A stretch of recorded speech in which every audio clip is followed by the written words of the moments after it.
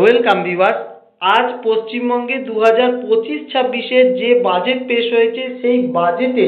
পশ্চিমবঙ্গের সমস্ত শিক্ষক শিক্ষাকর্মী বা সরকারি একটি ডিএর ঘোষণা করা হয়েছে এবং এই ডিএ প্রসঙ্গে মাননীয় মুখ্যমন্ত্রী প্রেস কনফারেন্সে কি বলেছে সেই ভিডিও কিন্তু আমি একটু শেয়ার করেছি। কিন্তু আমরা দেখে নেব যে এই ডিএ প্রসঙ্গে ঠিক এই বাজেটে কি উল্লেখ আছে। দেখুন, এখানে এই 168 নম্বর পেজে যে 9 নম্বরে যে বিষয়টি বলা হয়েছে সেটি কি, we acknowledge the contribution of government employees in the development of the state, অর্থাৎ রাজ্যের উন্নয়নে কর্মচারীদের অবদান কিন্তু তারা স্বীকার করছে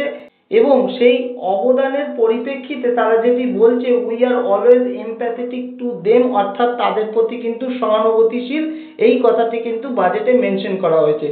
বাকি যেটি মেনশন করা হয়েছে সেটি আপনাদের সামনে তুলে ধরবো, যেখানে স্পষ্ট বলা হয়েছে আগের যে লেফট ফ্রন্ট গভর্নমেন্ট ছিলেন সেই লেফট ফ্রন্ট গভর্নমেন্ট শুধুমাত্র 35% ডিএ ঘোষণা করেছিলেন ফিফথ পে কমিশনের আন্ডারে, কিন্তু এই সরকার আসার পরে তারা কিন্তু 125% ডিএ কিন্তু ধাপে ধাপে অর্থাৎ টাইম টু টাইম তারা কিন্তু বাড়িয়ে গেছে। পরবর্তী প্যারাগ্রাফে যেটি মেনশন করা হয়েছে, দেখুন এই 125% ডিএ বেসিক পের সঙ্গে মার্জড করা হয়েছে সিক্স পে কমিশনের রেকমেন্ডেশন অনুযায়ী এবং তাদের সরকার এই রিভাইজড যে বেসিক পে সেই বেসিক পের ওপরে কিন্তু এখনো পর্যন্ত 14% ডিএ কিন্তু তারা দিয়ে এসেছে। এবং আরও একটি উল্লেখ্য বিষয় যেটি এই 2025-26 আর্থিক বাজেটে মেনশন করা হয়েছে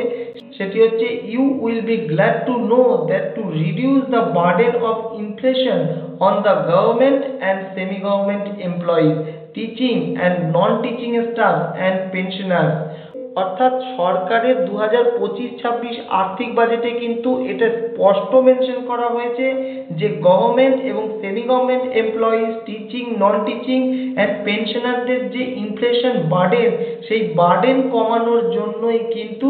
ডিএ বা মহার্ঘ ভাতা দেওয়া হয়ে থাকে, যেই কারণে তাদের সরকার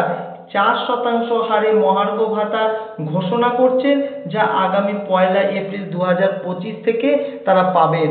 এখন এই যে মূল বিষয় যে বার্ডেন অফ ইনফ্লেশন এটি কমানোর জন্যই গভর্নমেন্ট এবং সেমি গভর্নমেন্ট এমপ্লয়িজ, টিচিং এবং নন টিচিং স্টাফ অ্যান্ড পেনশনারদের যে মহার্ঘ ভাতা বা ডিএ প্রদান করা হয়ে থাকে, যেটি এই 2025-26 আর্থিক বাজেটে মেনে নেওয়া হচ্ছে। তাহলে প্রশ্ন যে এই যে বার্ডেন অফ ইনফ্লেশন অর্থাৎ বর্তমানে যে ইনফ্লেশন সেই অনুযায়ী এই 4% ডিএ কি যথার্থ কি যথার্থ নয়, এটি কিন্তু একটা বড় প্রশ্ন চিহ্ন। এবং আরো একটি যে বিষয় তারা মেনশন করেছে, দেখুন বর্তমানে তাদের কর্মচারীরা আগের 14 আর এখন এই 4 মিলিয়ে টোটাল 18% ডিএ তারা পাবেন। এই বিষয়টি কিন্তু এখানে মেনশন করা হয়েছে 2025-26 রাজ্যের আর্থিক বাজেটে। ধন্যবাদ।